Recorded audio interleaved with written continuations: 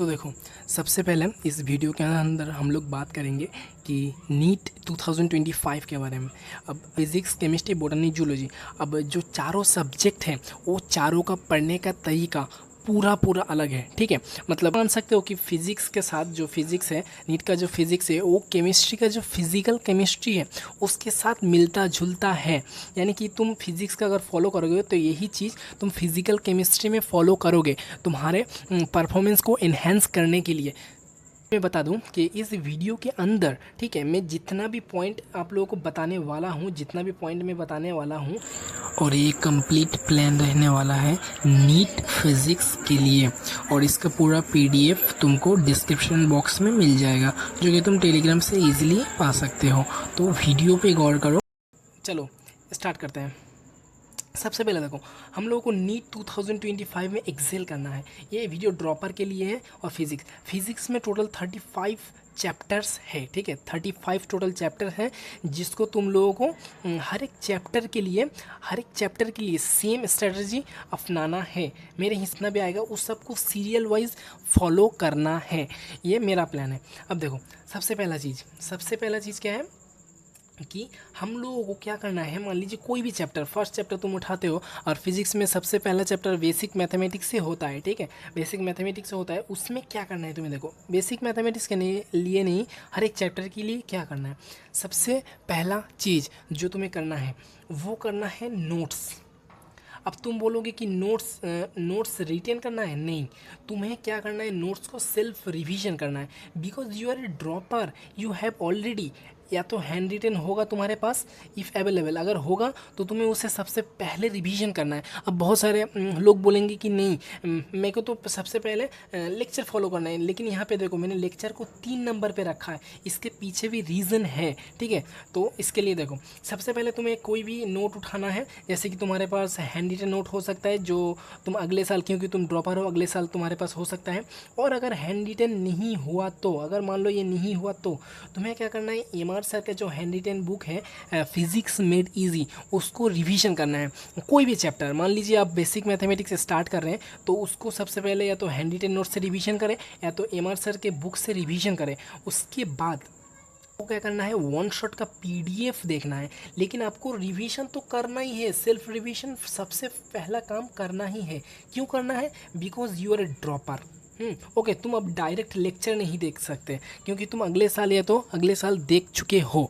Okay, उम्मीद जो कि यूट्यूब पे अवेलेबल है या तो ऐप पे अवेलेबल है, उसके तुम पीडीएफ देखो। उम्मीद अब 3 उम्मीद है। ठीक है, 24 का है, 23 का है, 22 का है, और 21 का भी है। लेकिन 21 का थोड़ा बहुत ज़्यादा पुराना हो रहा है, इसीलिए मैं तो सजेस्ट नहीं करूँगा।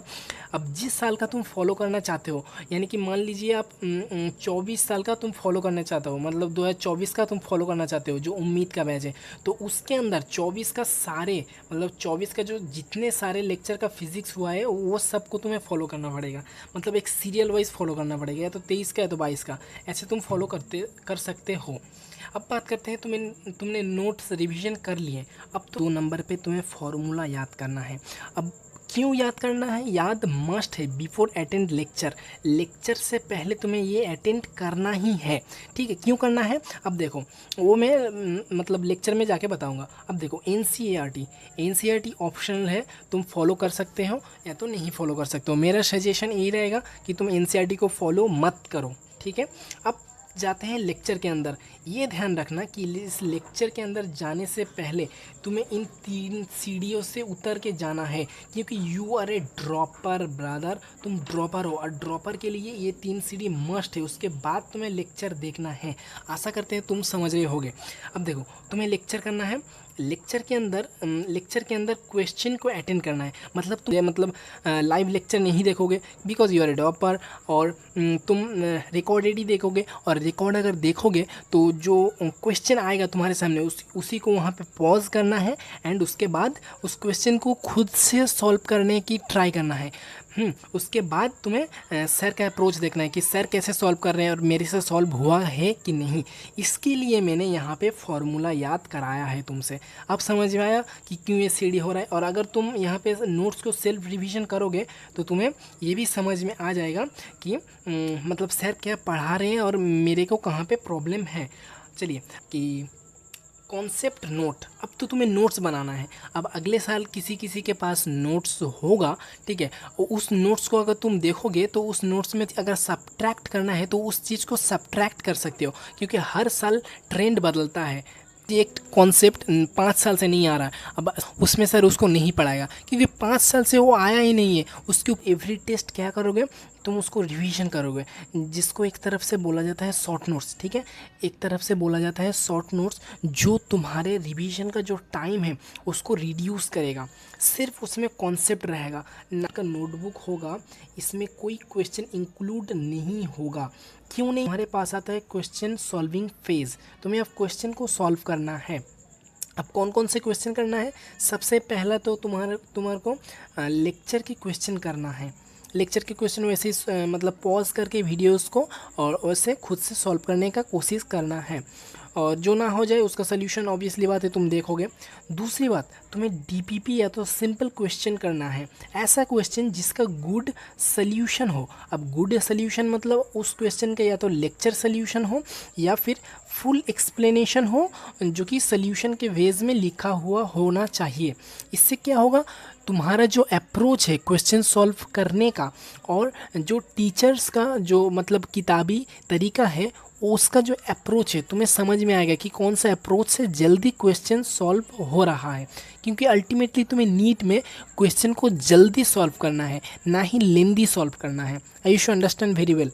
देन तुम मॉड्यूल सॉल्व कर सकते हो या तो मिक्स क्वेश्चन कर सकते हो। अब मिक्स क्वेश्चन करने का तरीका ये है कि मान लो तुम बेसिक मैथमेटिक्स पढ़ रहे हो। अब बेसिक मैथमेटिक्स के बाद आता है वेक्टर चैप्टर। जब तुम बेसिक मैथमेटिक्स को कंप्लीट कर चुके होगे एंड में बेसिक मैथमेटिक्स का क्वेश्चन सॉल्व करना है। इससे क्या होगा, दोनों चैप्टर रिवीजन होते रहेगा एंड क्वेश्चन सॉल्व होते रहेगा। ऐसे ही करके motion in 1D motion in 2D ऐसे ही चलता रहेगा। तुम्हें पीछे का जो चैप्टर है उसका क्वेश्चन तुम्हें सॉल्व करते रहना है। अब बात करते हैं, तुम्हें रेडी करना है क्वेश्चन का नोटबुक। क्वेश्चन का नोटबुक, अब वो क्वेश्चन का नोटबुक जो तुम पहली बार में सॉल्व नहीं कर पाए, first time not solve by you, जो तुम सॉल्व नहीं कर पाए या फिर तुम्हें लगता है कि ये क्वेश्चन मैं बाद में भूल सकता हूँ, उस क्वेश्चन को ऐड करना है। क्वेश्चन का नोट्स बुक लोगे उसमें सिर्फ और सिर्फ क्वेश्चन ही ऐड करना है, ना ही उसका सल्यूशन तुम्हें हरगिज़ नहीं ऐड करना। और एक हैक यूज़ कर सकते हो कि तुम क्वेश्चन पूरी क्वेश्चन नोट ना करके तुम उस मॉड्यूल या तो डीपीपी का जो क्वेश्चन नंबर है वो तुम नोट कर सकते हो। कैसे नोट कर सकते हो? मान लो तुम मोशन इन 1D का कोई डीपीपी नंबर 2 का 3 नंबर क्वेश्चन तुमसे अटक गया, तो तुम एक सेपरेट कॉपी ले सकते हो, उसमें लिख सकते हो कि मोशन इन 1D का डीपीपी नंबर 2 का 3 नंबर क्वेश्चन। ऐसे मैं सिर्फ एक आइडिया दे रहा हूँ, ऐसे तुम लिख के रख सकते हो। जैसे क्या होगा, अगले बार तुम जैसे ही सॉल्व करने जाओगे उस क्वेश्चन को तुम रिव्यू कर लोगे। अब देखो, इतना सारा कंप्लीट करने के बाद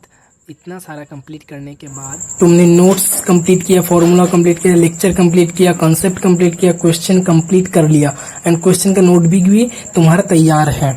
फिजिक्स का तुम टेस्ट दोगे, ठीक है। टेस्ट देने के लिए तुम्हें 2 ही चीज़ फॉलो करना है, एक कॉन्सेप्ट का नोट्स रिवीजन करना है और एक क्वेश्चन का नोट रिवीजन करना है। बस ये दो ठो है। एक तो 5 नंबर पे 107 नंबर, मतलब ये देखो, कॉन्सेप्ट का जो नोट्स है उसको रिवीजन करो और क्वेश्चन का जो नोट्स बुक है उसको रिवीजन करो। दैट्स इट, तुम टेस्ट के लिए रेडी हो और टेस्ट को दे डालो। मतलब हर एक टेस्ट से पहले तुम्हें कॉन्सेप्ट को रिवीजन करना है एंड क्वेश्चन बुक को रिवीजन करके टेस्ट देना है, और उस टेस्ट का जो क्वेश्चन होगा उसको फिर उस क्वेश्चन बुक में ऐड कर लेना है। ऐसे ही आगे बढ़ते रहना है। आई होप ये वीडियो तुम्हारे लिए हेल्पफुल रहा होगा, और ये मेरा फर्स्ट वीडियो है that because I am very nervous and जितना हो सके मैंने खुद से कोशिश किया है। और अगर इसके बाद भी तुम्हें अगर हेटफुल कमेंट करना है तो कर सकते हो, क्योंकि तुम्हारे ऊपर डिपेंड करता है।